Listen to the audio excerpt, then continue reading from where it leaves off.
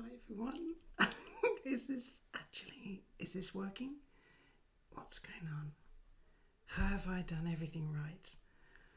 I've just updated OBS Studio, which has done things in a slightly different way than I was expecting. Possibly I am transmitting live. The camera light's on. The microphone says it's working. Everything seems to be on. Let me just have a look at YouTube, see what it is doing. I don't know. I may be live, I may not be. I will soon find out. Well, hello everybody. I'm either talking to some people or I'm talking to nobody but myself. So this is only the second time I've done this, but the first time was a test. So the equipment is all set up outside. The telescope is polar aligned. I'm using the Altair Astro 290C little imaging camera. I just wanted to show the whole process of setting up, doing polar alignment, doing focusing, plate solving, finding a target and pointing it at something and seeing if we can get anything. So if it's got like a little chat thing has come up. Now if there's anybody there,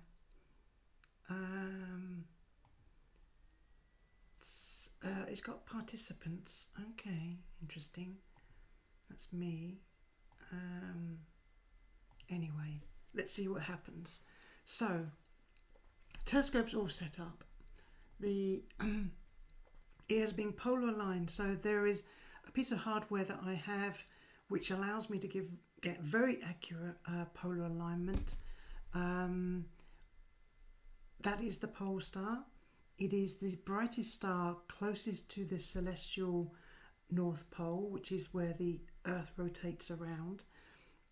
You've seen those pictures of long exposures of stars where they all trail. Well, they all trail around this mark here.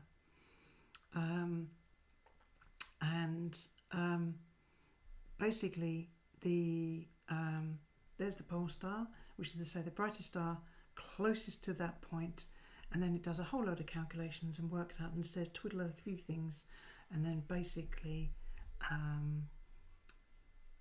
there it is there, you know. So it sorts it all out, and then you can set the entire telescope up so that it is properly polar aligned.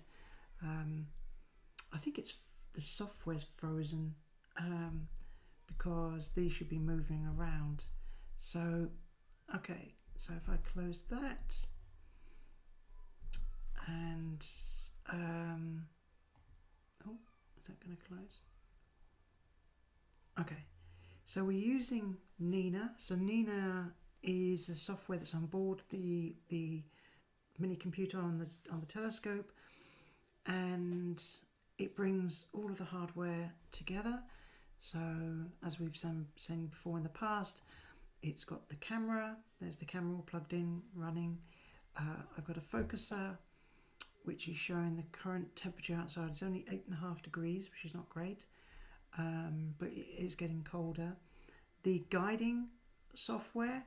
So the guider, what that does is that points at. Let's close. So what that does, that points at a star, and the hardware is not accurate enough to, so to say, fully track the motion of the Earth. No telescope that you can buy outside of NASA or whoever is able to. So a guiding camera, what it does is that it watches a star for tiny minute movements, and if that happens, then it sends the information to the telescope mount to basically correct itself.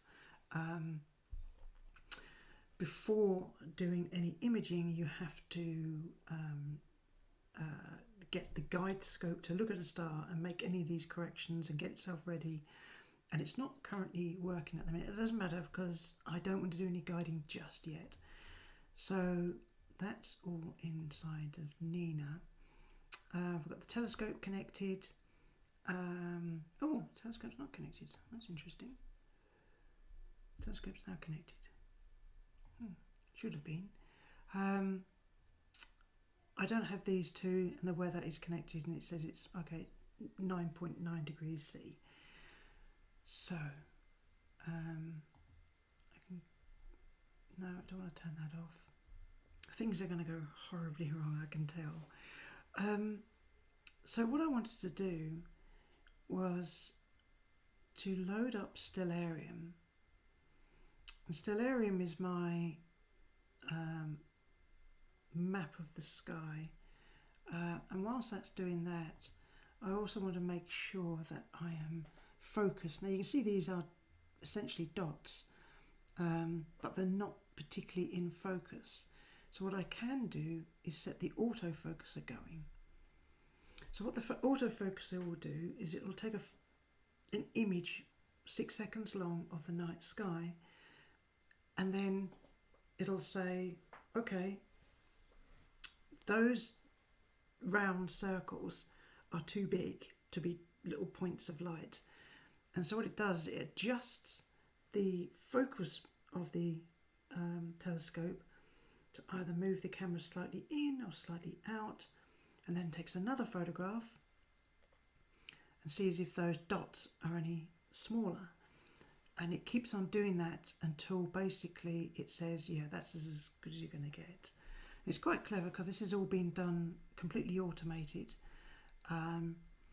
Now, you can use a special mask that you put on the front of the telescope if you want to do it manually, where the stars then turn into a diffraction grating that looks a bit like this here, this symbol here. And then you line up it splits all the star into lines, and you line all these lines up, and then when that happens, the telescope's in focus. So the auto guider, the auto focuser basically does this for us as it attempts to find the best focus position. So as you can see, each time it takes a photograph, it gets a little bit more in focus. So whilst that's doing that, what we're going to do is look at Stellarium, and Stellarium is our map of the night sky. So the telescope is in the garden. This is a photograph of my back garden, which helps me determine what I can and can't see. The telescope is currently facing Polaris, so there it is, that's what it's saying it's pointing at. And here you can see the galactic arm of our galaxy, the more centre of the galaxy, and our own galactic arm. So you can imagine the galaxy is like a plate, and we're on one part of that plate looking across it. So that's where we can sort of see it across the plate, and this is more towards the centre of the plate, where lots more stars and gas and everything and dust is bunching together. And if you're in a really dark area, you can see this, the Milky Way going overhead. So it's also saying that it can, there's a couple of planets out there, Jupiter and Saturn. There's a couple of satellites. Oh, what's this one here? So I can click on these, and it says, okay, this is an artificial satellite. It's 963 kilometres up, and it just gives me lots and lots of details about this moving over, which is pretty cool. So, have I got the deep sky objects on? So the deep sky objects are all of the either nebula or star clusters or other galaxies like the Andromeda Galaxy. So once focus is done, what we're going to do is we're going to have a look at Jupiter, see if we can get to Jupiter. So Jupiter's particularly bright in the southern, almost southern sky. So if you go out, look which way the sun is rises from, and then turn a little bit to your right, point that way, you'll see a very bright dot. You may see another slightly dimmer dot, more yellowy dot to the right, but more than likely, definitely you will see Jupiter. So what I can do is I can bring up a little thing here that basically feeds the information that I want to, what I want to look at, to the telescope. So when it's done its focusing, so let's go back to, let's take it out of full screen mode. So let's see how the focusing is getting on. So you can see now these are pretty sharp now compared to as where they were. So you can see this graph is showing how big those dots were. It's a it's a pretty precise measurement of. It says these points are like the stars should be of a certain size, and it's measuring them and trying to find the best focus. And the focus is hardly being moved, but it matters so much about where the focal point is for the camera versus the telescope, and different cameras and different equipment, and depending what you have in between, like filters and things like that, change the focus point. So having taking these measurements is quite helpful, but that's pretty good. So we can zoom in like so. So you can see these dots here. That's pretty good. Okay, so what I'm going to do is I'm going to stop that. And then what I'm going to do is a thing called plate solving. Now, plate solving is basically, there's many different ways of finding your way around the night sky, and this is an automated fashion. Plate solving, basically what it does is it takes and I'm going to set that to 250. It takes a 6 second, and you can set this up to any amount, but 6 second image of the night sky, and then it compares it to internal maps, and it says, okay, I think I should be pointing here. According to the internal calculation, I should be pointing at this position, and the stars that I should see in that position should be like this. I'm seeing them like that, so that's wrong. So I'm going to move the telescope until it gets a bit closer, and it keeps doing the same thing. I've got a couple of errors. What's going on? Oh, it seems to have corrected itself. So basically, has it found itself already? It's quite unusual. Let's try that again.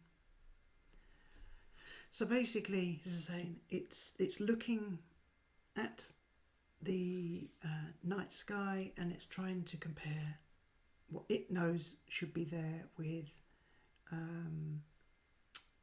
internal maps. So it moves the scope a little bit, and then it takes, in fact, I do know what I have done is I'm trying to do it quite near Polaris, and that doesn't often work. It's quite hard for it to do.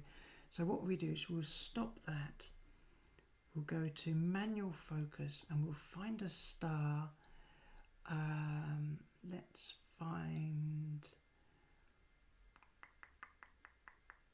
go to Vega. So I've just told the telescope to move to Vega, and let's see if I can load this software, and this will show us, when it runs, the position of the telescope. There you go. So it's just handy to see which way it is pointing. So it's now pointing almost straight up, and it's pointing at a star called Vega. And if we go to our planetarium, Stellarium, and I go, where is the telescope pointing?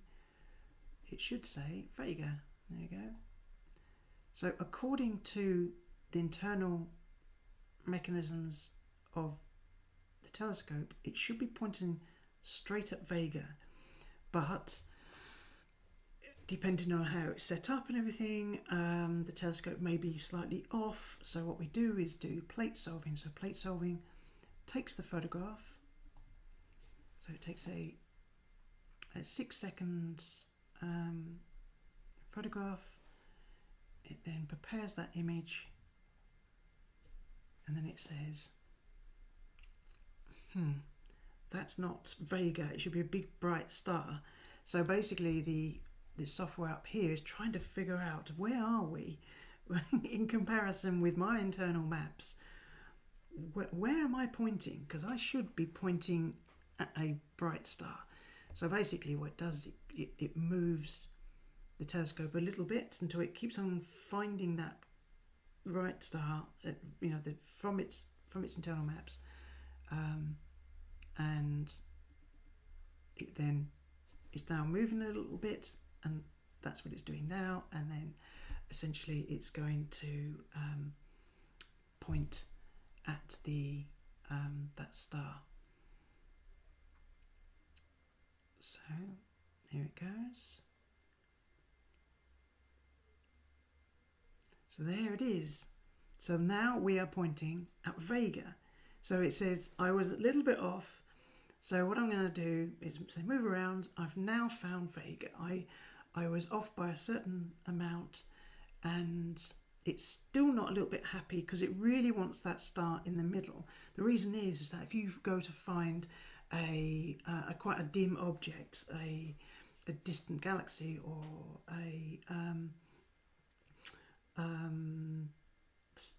something like an emission nebula or something like that, you really want that bob-on in the middle.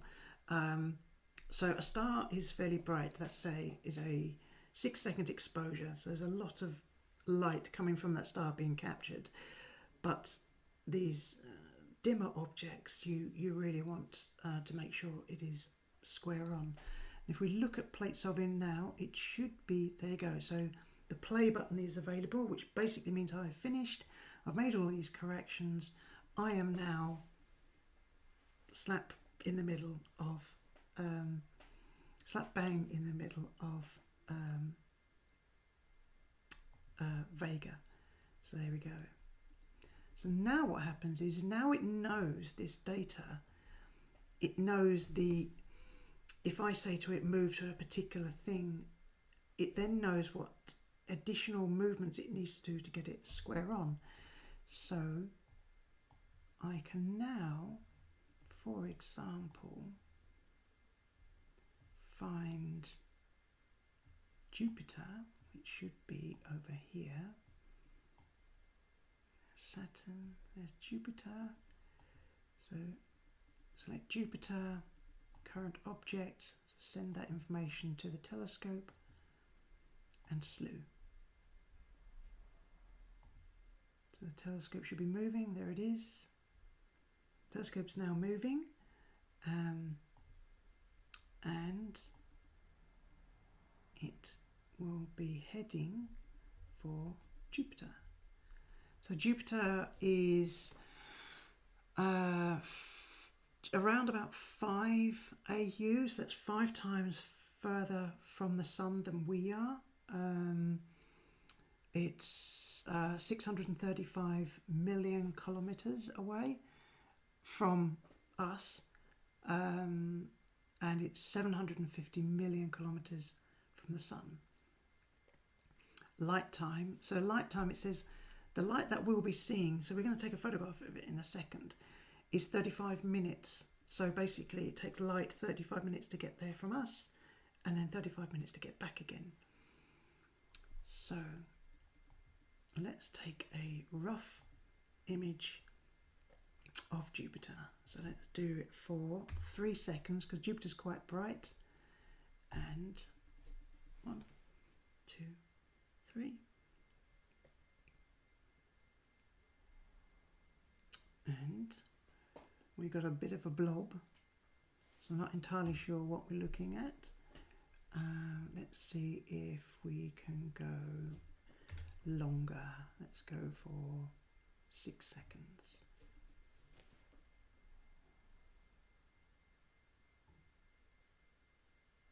All we want to do is confirm we are in the right place. And obviously no, it's not in the right place. So what we can do is we can go, well, plate solve again then please. Figure out where we are. Now, there may not be enough star data there for our internal map to figure out where it is. And what it can do is it can go, well, I'm not entirely sure. So it can send the information off across the internet to a bigger set of maps. We've got a lot more images to compare against. And then it can wait in the queue. They can then get an answer and then come back. So that's what it's doing now. It's using the internal mapping device, which is ASTAP.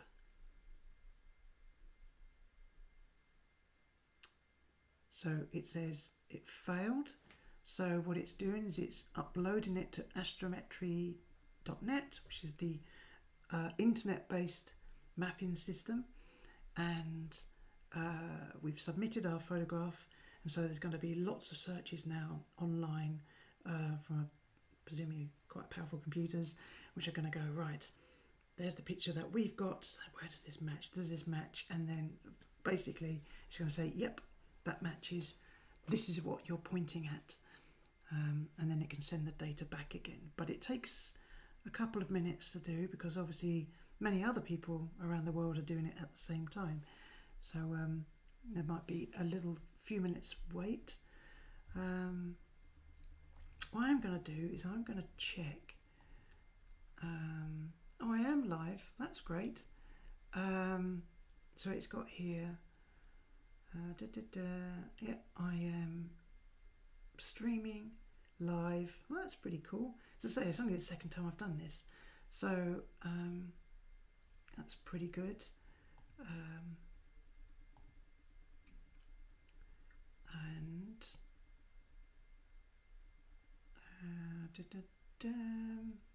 Okay, so we are still waiting for astrometry.net.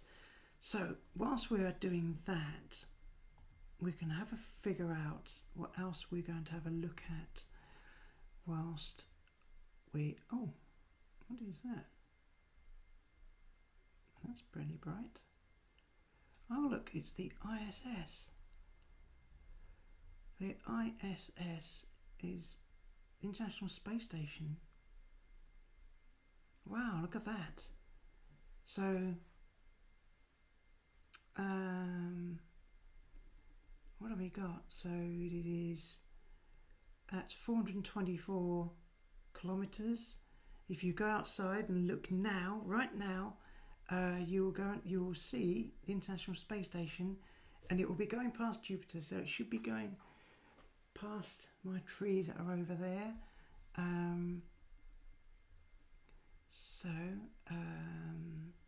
That's the radio communications it uses, which is pretty cool. Yeah, I think that's pretty cool to see that. That's yes, do you see that? That's on Stellarium. So one day I'd like to get a photograph of that. I'm not sure how to track the ISS. I've seen people do it, but I don't know how to track it myself. It might take a manual means. So basically you would have your imaging camera taking a video, essentially, because this is how you do it with planets, and you track the ISS with the telescope manually, and then it records a video of it, and then you try and find the best possible image you can of the space station. That's twice it's gone over now. I saw it go over earlier when I was setting up, which is pretty cool. So Still waiting for that. So gosh, there must be a lot of people doing astronomy around the world right now. Maybe because it's quite a clear night. It did get a little cloudy earlier. So that's one of the things. It can take a while for things to happen, especially when you're live. That's not great.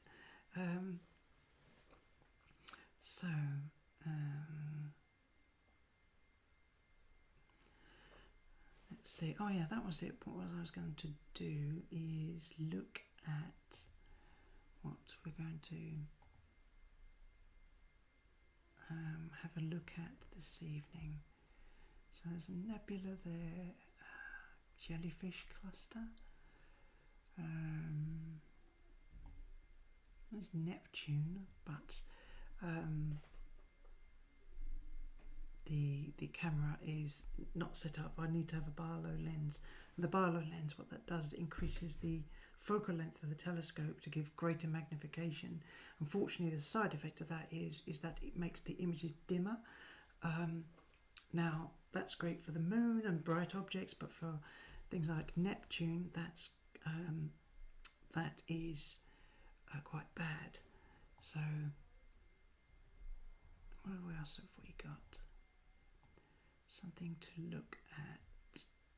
Pegasus cluster, M2, Andromeda galaxy,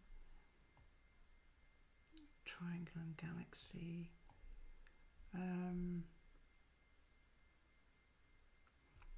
Soul Nebula. So this is why I was taking that image of the other day. So I might have a go at the Soul Nebula to see if it fits inside my camera area. So the camera area, my particular camera can only shoot a small area. Bigger cameras can take a larger area. My DSLR that I use can take a large area of photograph, but it's not particularly sensitive to the nebulosity of nebulas. So that particular nebula that you see, like red sort of gaseous forms, don't come out particularly well. So I'm using the Altair 290C imaging camera, which has a smaller area for shooting but is much more sensitive. So maybe we'll have a look at that after we've had a look at Jupiter. It's taking quite a while, which is unfortunate. We must be comparing our image with a lot of other ones, or it's just basically waiting in a queue. So that's what you kind of have to do.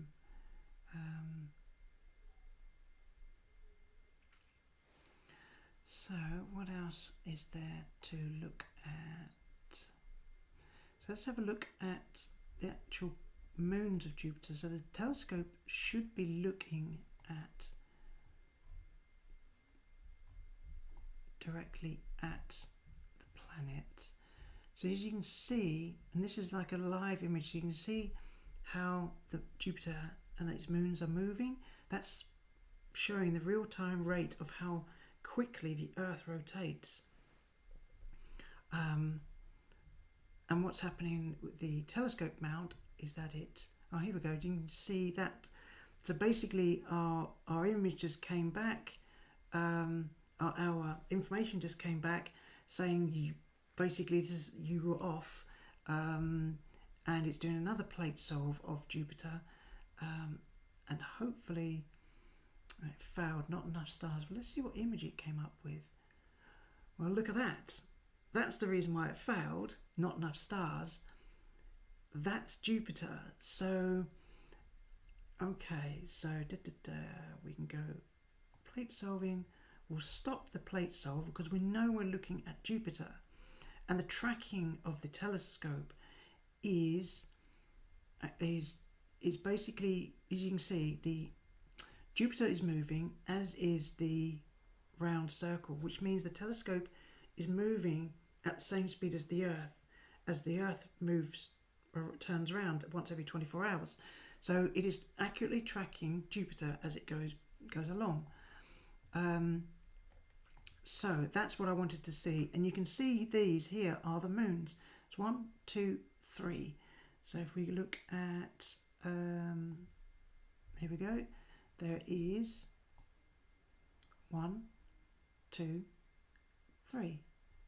And our image again, 1, 2, 3. So we've got 1 on the left, 2 on the right. Look at Stellarium. We've got 1 on the left, 1 on the right, 2 on the left, which must mean our image is effectively upside down.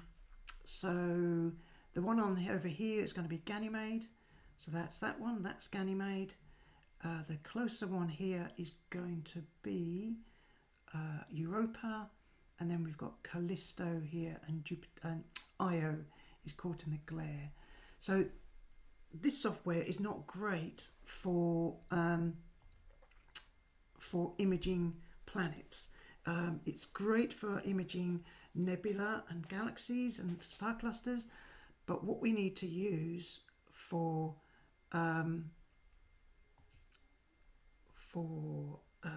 planets is another program I've forgotten the name of. SharpCap, that's it. Okay, in order to use that, we have to switch off the camera, yes, because we can only have one piece of software using one piece of equipment at a time. The focuser we switch off because SharpCap uses that as well. And then everything else is still running, that's fine. And then we go to SharpCap. SharpCap, what that does is that, as I said earlier, records video clips of objects, whether it's the moon, planets, etc. And then that allows us to take multiple frames of an object and then use a process called alignment and stacking. So the alignment finds all of the best frames from the video, because you can get wobbly air, wobbly atmosphere, finds all the best frames, then aligns all of those frames so they're not, if it's wobbling all over the place, it just basically aligns them into together and then stacks them and then sharpens them to get to the best possible image. So that's fine. So our camera is the Altair 290C, and wait for everything to switch on. And there we go, straight away we've got Jupiter straight in our middle of our view. So our plate solving worked perfectly, that we told it to Stellarium to point at Jupiter. It was off. We did plate solving to find the right area. It moved the telescope to the right area. We've come into SharpCap Pro. There's Jupiter. It's only at zoom 40%. So let us go to 100%. So you can see it's a very fuzzy blob. It's very much out of focus. But I can ramp up the exposure to hopefully, let's see if we can come up with any moons. Let's ramp up the gain like so, and we should start seeing some other dots. And there we go, there's the moons. So there's one there, there's one there. Let's zoom out a bit. There we go. So this is a live video shot, live video feed, as I am live now on YouTube, of Jupiter. This is Jupiter, 35 light minutes away. So the light you're seeing here, it left the sun, it went past us. I don't know how many light minutes. Well, there's 8 light minutes. So there's 8 light minutes between the sun and us. So you can imagine everything's in a straight line. So light took 8 minutes to get from the sun to us, and then a further 35 minutes to get to Jupiter. Jupiter's highly reflective. It's lots of clouds. The light bounced off Jupiter, came back another 35 minutes, so that's 70 minutes plus 8, so that's 78 minutes, if my mental arithmetic is right. The light left the sun, went all the way to Jupiter, bounced back and into the camera, and what you're seeing now. So these are the moons here, so we can look at, let's see, here we go. So we've got two either side, one to the right. Remembering we're seeing the image upside down, so two to the right there. So these are the moons of Jupiter, the Galilean moons. And the reason why they're called the Galilean moons was that Galileo, he, with his early telescope back in 1660, something like that, he observed Jupiter and he noticed these dots, and then we saw 4 of them. And although Jupiter's got many moons, these are the only 4 he could see. And every night he saw that they were moving position, they would be in different places. And the reason is that Jupiter is a planet which has these moons going around it. And from his perspective, the various moons looked like they were just changing position. Well, in actual fact, they were going behind, and then they were going to here. Let's see, I'll put the camera. And then they were coming in front, and then they were going back to here. So basically going around. But from our perspective, his perspective, it just looked like these are moving position left and right each night. So the gain is right up. So let us turn the gain down. Sorry, the exposure down. The gain down as well. It doesn't need to be that bright. Now what I am going to do is, you can see the whole black area is the imaging chip. This is what the imaging chip can see. So I don't need it to show that whole area. So we're going to switch this to RAW 12. I'm not going to actually take an image, but a recording, but it's going to show you how it works. And I need to, where's my recording area? Where's that gone? I've lost the, where has that gone? What have I done with that? People watching this are screaming at me now. If there's any sort of astronomers, is that like, this is what you should be doing? Oh, here we go. So region of interest. So basically, if I say 960 by 1080, that reduces the area of the chip that we're utilizing, but I can make it even more so, because you can see the planet is fairly small in comparison with our view of it. So basically, we don't need to record the whole black area, so I can keep on moving the view of what the imaging chip does, and you can see this banding on the planet. So if I go to 100%, so now you start to see the bands going across Jupiter. There could be cloud belts, huge, great big cloud belts. I mean, Jupiter is huge. It's the biggest planet in the solar system, and it has these massive cloud belts going across.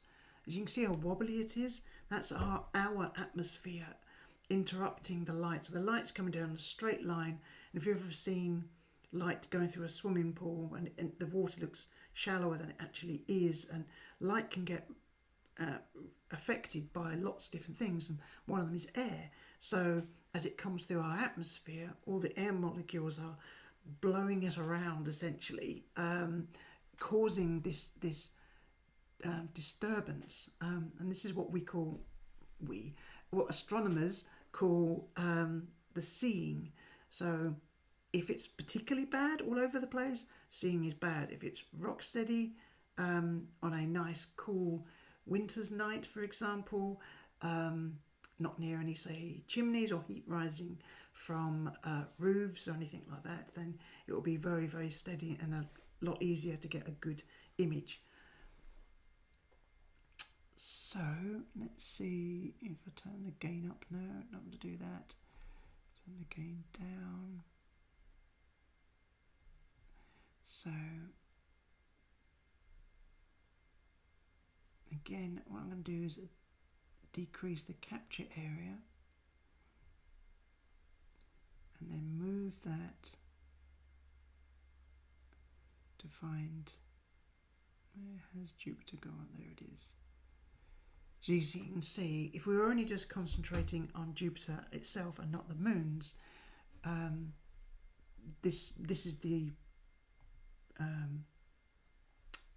is probably the best, the best thing to do. Then if we have a Barlow lens, which increases our focal length, we would see an even better view of Jupiter. So the other thing is that it's not particularly in focus, and it looks like it's possibly going behind a tree. This is the reason why it's getting dimmer. So increase the analog gain, and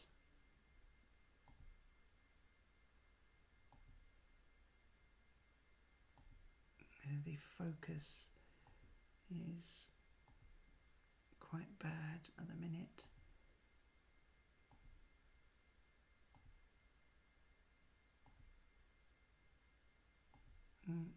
Anyway, yeah, it's probably because it's going behind a tree and you get leaves in the way and they start blocking the image. So that was finding a planet. So I wonder if we can try something.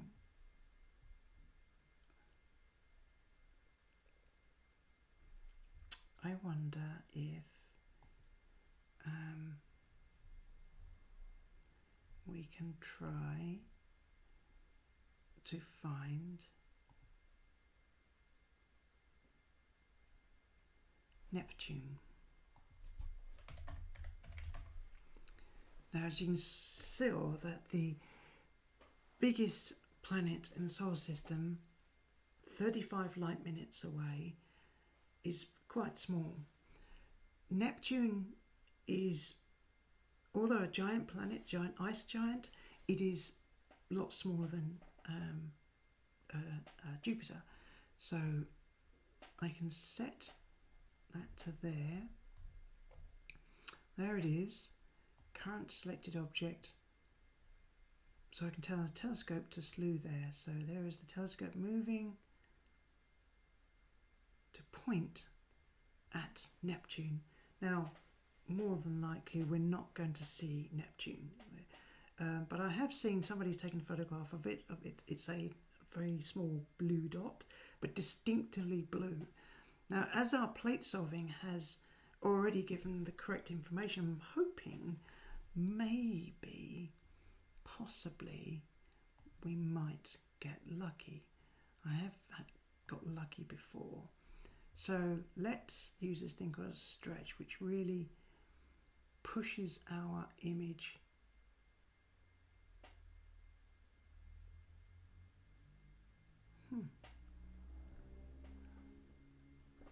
I don't know about you, but does that look distinctly blue? There's a star to the right, which could be that, because remember our image is reversed. So that could be that. I wonder if that is Neptune. So what we do is let's turn up, that's quite exciting, let's turn up the analog gain to get as much brightness as possible, exposure,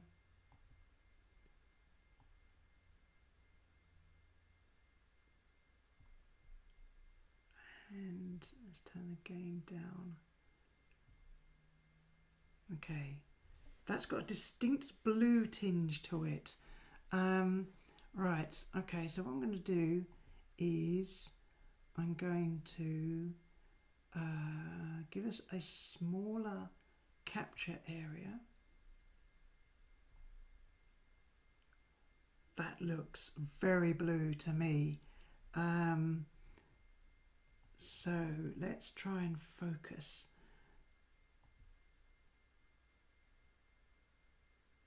Let's see if we can get, that's making it bigger. So if it's things, when stars and planets and stuff, when they're going out of focus, they'll grow in size, and then they'll shrink until they're in focus, and then they'll grow in size again. So it's like a bit of a judgment call to try and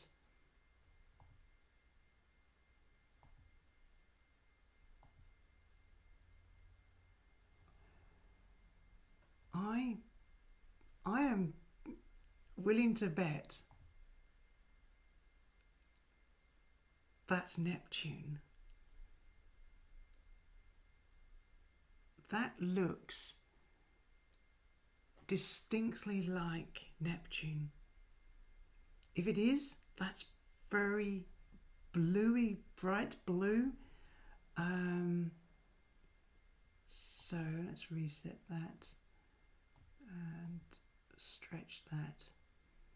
I'm going to take a guess that is Neptune, and if it is, I'm going to record that because that's, you can see how blue it is. So what I'm going to do is I'm going to do a quick capture. So 1,000 frames. So where is it going to go? Sharp cap settings. So we have to tell it where to record to. File names. E drive sharp cap. So this is what we do. Is to say the video is recorded to a folder within sort of mini thumb drive that I've got on the computer, and okay that, and I'm going to do a quick capture. So that's now recording 1,000 frames, so 12 frames a second. So as you can see down here, basically 12 frames a second. It's capturing 1,000 frames, so that'll be a couple of seconds or so. But that's, yeah, I'm going to say that is Neptune. Now that's pretty exciting because that is the furthest planet in the solar system. Pluto is removed as a planet in 2006, so now Neptune is the furthest planet from the sun. We can look at the camera is pointing, and the telescope is pointing directly at it, and we've done all our alignment and everything like that. Wow, that's pretty exciting. You can see how blue Neptune is. It's a wonderful blue planet. There it is. There's a dot there, and let's see. It is from the sun 30 AU. That is 30 times the distance between the sun and the Earth. So light takes 4 hours to get to Neptune, and back again is another 4 hours. So from the sun to Neptune's 4 hours, and then back again. It's that far away, and we are looking at right now live Neptune. That light is 4 hours old. It went all the way past, or in fact, it went past us from the sun 4 hours, bounced off Neptune, came back another 4 hours. It's 8 hours ago. So at what's that? 1 o'clock this afternoon at UK time, that light has left Neptune. That's amazing. That's mind blowing for me. That's brilliant. Let's see if I can get a smaller area, smaller capture area.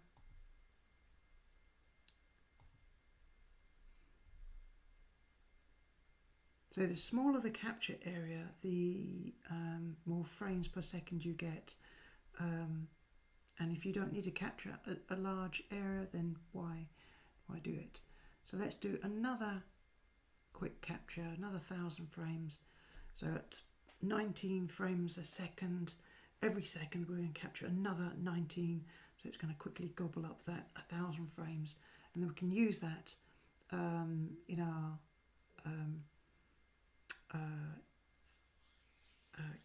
editing software to then come up with a final image, which is pretty good.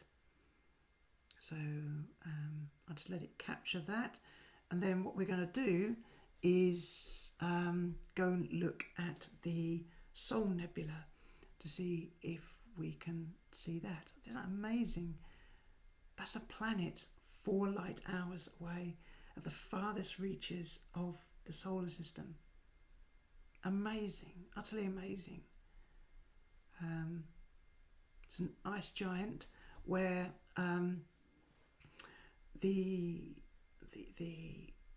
it apparently, from what I've read, it rains diamonds. Carbon is compressed so much there that carbon, when it's compressed under lots of pressure, eventually becomes diamonds. That's where diamonds come from on Earth. And there is no solid surface. It's just ice and gas. So these diamonds are compressed, and then they will just fall like rain. They will just fall down to the core of the planet. I'm pretty happy with that. Okay, so what we're going to do now is we're going to switch off the camera. We're going to close down Sharp Cap. We're going to go to Nina. We're going to switch the focuser back on. We're going to switch the camera back on to say only one software can have access to those bits of equipment at a time. We're going to go to imaging, and let's see what happens if I do say a 20-second exposure of what we know more than likely is Neptune, just to see what comes up. It should come up with hopefully a blue object. Let's see what happens.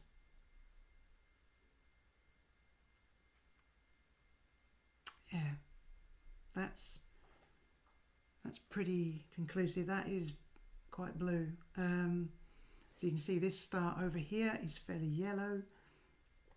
These other white sort of dots, but this is a very distinct blue tinge to it. If we zoom in, you can see this blue, definitive blue tinge to that, to what is Neptune. Wow, okay, I never thought I'd do that with a telescope, see Neptune. So what we're going to do now is we're going to go and look for the Heart Nebula. So that, the Soul Nebula, which is next to the Heart. So where is that? Let's look for the Heart Nebula, which is there. Okay, so that's the Heart Nebula. The Soul Nebula is there. Okay. Right, so let's punch those coordinates in and and send the telescope on its way. So we look at this, telescope's moving now around to hopefully give us a pretty good image of the Soul Nebula. Now, nebula are a lot bigger in the sky. We can't really see them, but they're a lot bigger in the sky compared to planets. In the scheme of things, planets are quite small compared to very large nebula and galaxies. So this may take up our entire image, but we'll listen to see if we can see something. So what I'm going to do is I'm just going to take let's take a 30-second shot. So we're letting 30 seconds worth of photons come in. Now, bright objects, as we saw with Jupiter, even Neptune, after a certain amount of time, these objects are going to be fairly bright and filling the sensor with light. Whereas these dim objects are, they take, their photons are so far away, they've got so far to travel that we need to leave the sensor recording and capture as much information as we can. So we can see there's stars. There's no nebulosity that I can see, so what we need to do is plate solve. We need to find out if what we're pointing at is what we think we're pointing at. So it's doing some star detection, and it's trying to work out using ASTAP whether we are pointing where we say we are. It's not, that's that bit at the bottom of the telescope, is not inside tolerance, re-slew into target. So it's got an idea of where to go.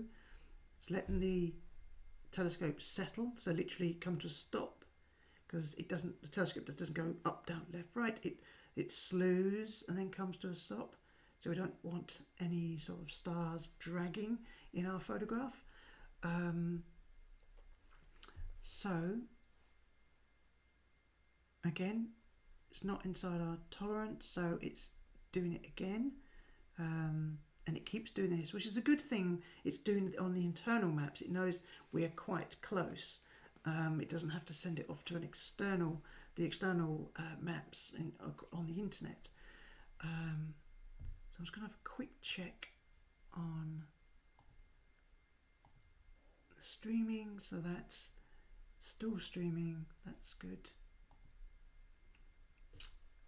So it's now doing another check and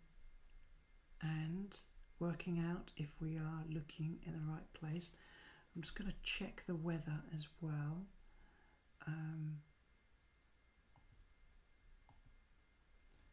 So the weather, what does the weather say? Okay, it's 9 degrees outside. Cloud cover 0, which is great. Okay, so it's still plate solving, so it's still trying to figure out, are we in the right place? We might see the telescope moving a little bit at a time as it tries to work out, are we where we should be?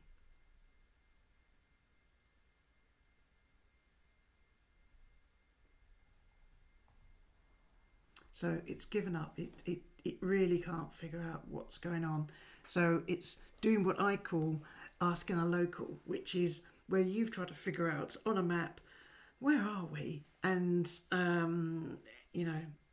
we don't really know where we are.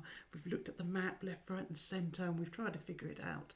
We'll just have to stop the car and ask a local, who invariably say, well, you want to go left, right, left, right, left, right, up, down, left, right, left, right. By that time, you've completely forgotten. And you just nod and drive and hope for the best. So what this is doing is it's saying it's going off to the local, to the online maps, comparing our image, which is this, which isn't great. I don't know why it's imaged while still moving, which isn't, probably might have been a bit of air, bit of wind maybe have blown the telescope, so it's given us a bit of a blur. So that's not helpful for imaging and plate solving as well. So it needs to have all of those dots as little round circles. But you can see how many stars there are there in just that one tiny little image of the whole night sky. The galaxy is, full of stars. I mean, virtually everything that you see in the night sky is just within our galaxy, apart from other galaxies, like, for example, the Andromeda Galaxy, the Triangulum Galaxy, and other ones. So all of these objects are within our big dinner plates of our galaxy.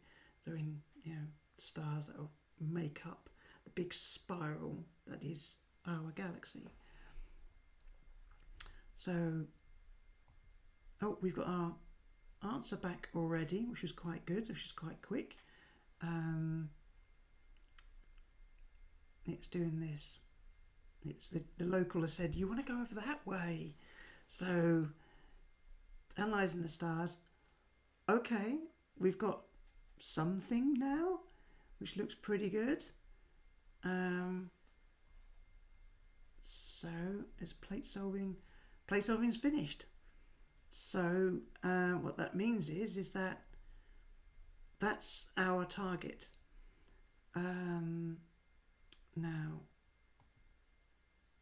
it says we are pointing at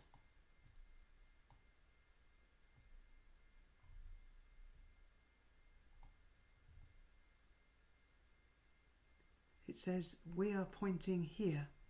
So there's two stars there and there's a star there. Now that could be any one of them. But if we do a longer exposure, so let's do 90 seconds and see what happens. So the redness, the hydrogen alpha, so stars are made up of hydrogen and helium primarily when they're born. And they're born from hydrogen and other gases that are in the universe. And as you can see from here, there is a lot of very rich area of this glowing dust that we are trying to take a photograph of. So let's see what we get. So basically setting the camera to do a 90 seconds, 1.5 minute exposure, letting all of those photons come in and just to see what we can get.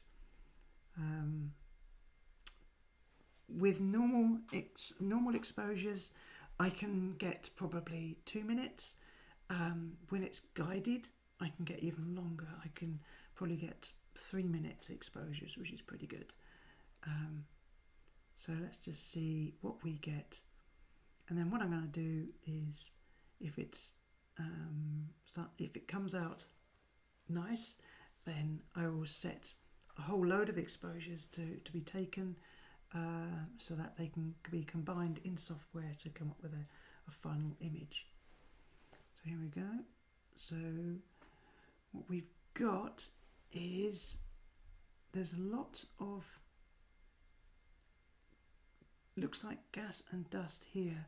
Now what I can do is click this button and show telescope as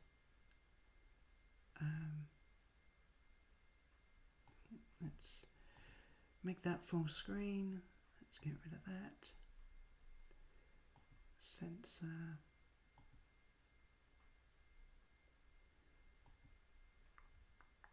what this does is it allows us to see.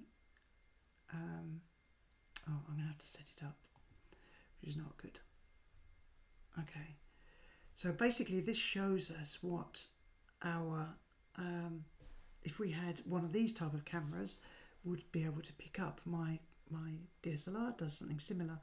The 290C has got quite a small area for imaging, which means it will probably only pick up a small amount of the nebula. So what we should do is maybe let's find something else to image.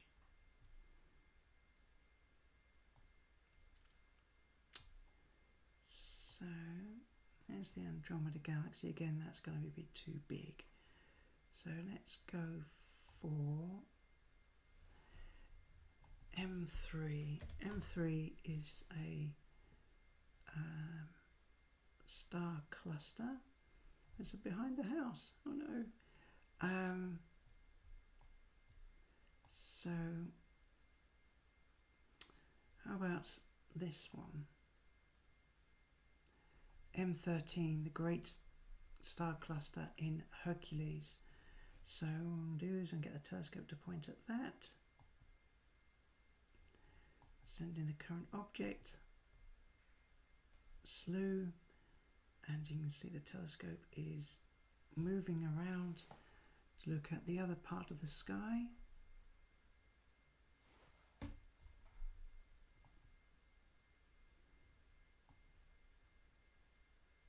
And you should see, here it comes. I know where it's going to point. It says I know where to point. I'm going to point at the great star cluster in Hercules. Let it come to a stop, and then what we're going to do is we're going to go to there, do a 10-second exposure. I think we were definitely in the right area. You can see this mistiness here, but the camera's exposure area is just way too small. But let's see what we get from that. Again, not a lot. We're going to have to plate solve probably. So what I want to do is I'm going to plate solve, find out if we're pointing in the right direction, and then what should happen is that it will then figure out if we are in the right place, and if not, obviously go through the whole routine again. So this is what happens every time, is that you tell it to point at an object, and then essentially it will go off and find this object, and then if it is not pointing the right way, it plate solves, figures out if it's in the right place, and realigns the telescope to the right place if it's not pointing the right way. That's a very long-winded way of saying how it works. I'm just keeping my eye on it over here, which I should do it over here. It's on this screen. How long have we been live now? This has all been happening. Okay. Don't really know much about live streaming. So it sent it up to astrometry.net, and to see what we can get.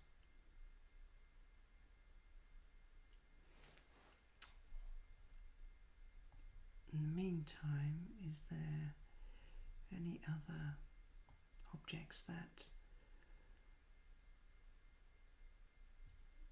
let's see, where is M13, the Eagle Nebula?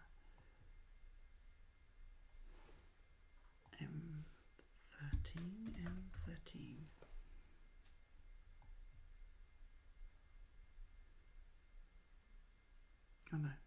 That is what we're looking at the minute. No, I want the Eagle Nebula. Eagle Nebula.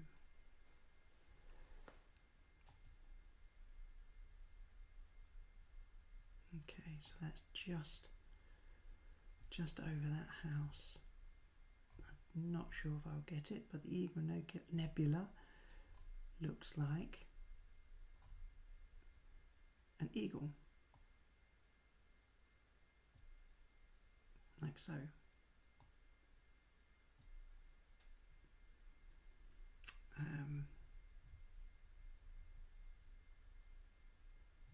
I wonder if that's worth going for, but it's going behind the trees, which isn't particularly helpful. Let's see what the plate solver is doing. Currently waiting. That's the thing with astronomy, is that there are so many things you could possibly image. The imaging camera that I've got is mainly designed for planetary, as you saw, or the moon, or even guiding. The bigger cameras are more designed for the wide field shots of the various nebula and galaxies. So let's see what it's doing. It's still doing that plate solve. Okay, here we are, getting the results. And the results are in. As soon as we've got the results, we can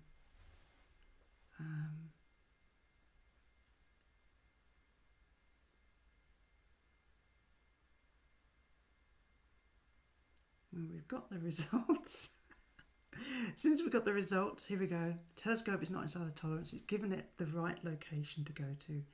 It's settling down, and it's doing an exposure of 6 seconds to work out if it is pointing at the right place.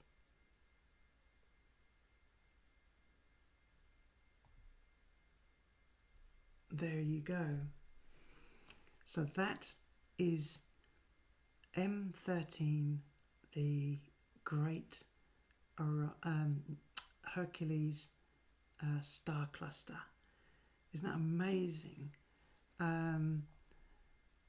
So basically what we've got here is a star cluster of thousands and thousands of stars, distance 7,000 light years away. It's no, I'm looking at the wrong thing. I should be looking at that. So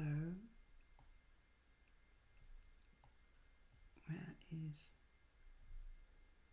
the nebula and the star cluster?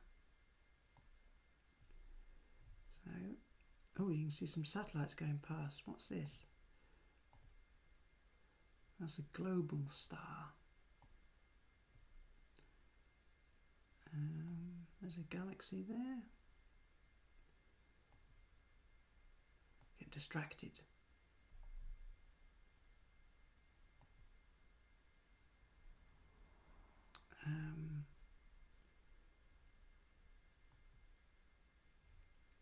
Hercules cluster.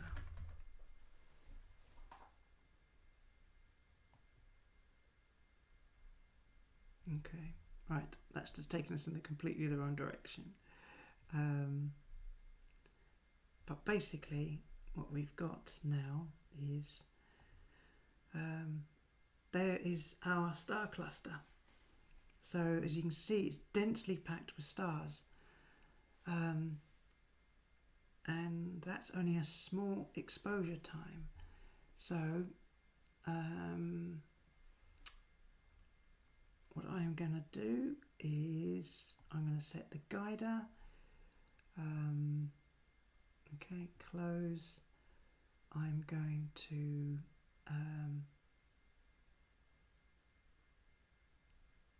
see if it comes up with a guide star.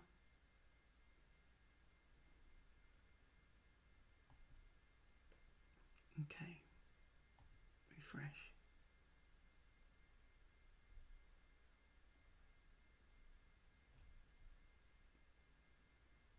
Also select star, and then I have to recalibrate to work out any errors that need correcting.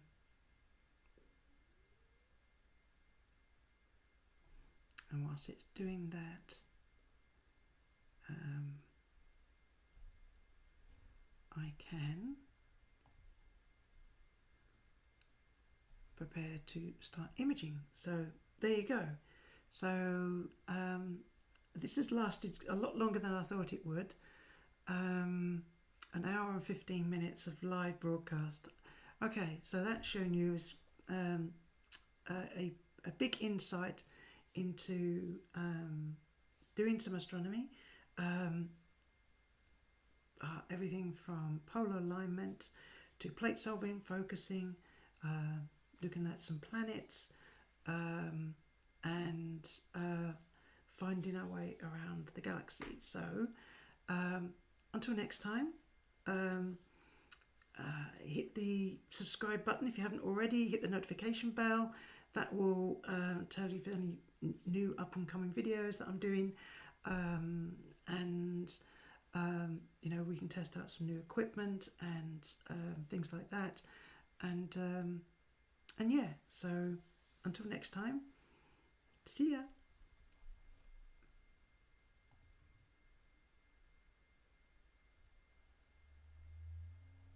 Stop streaming.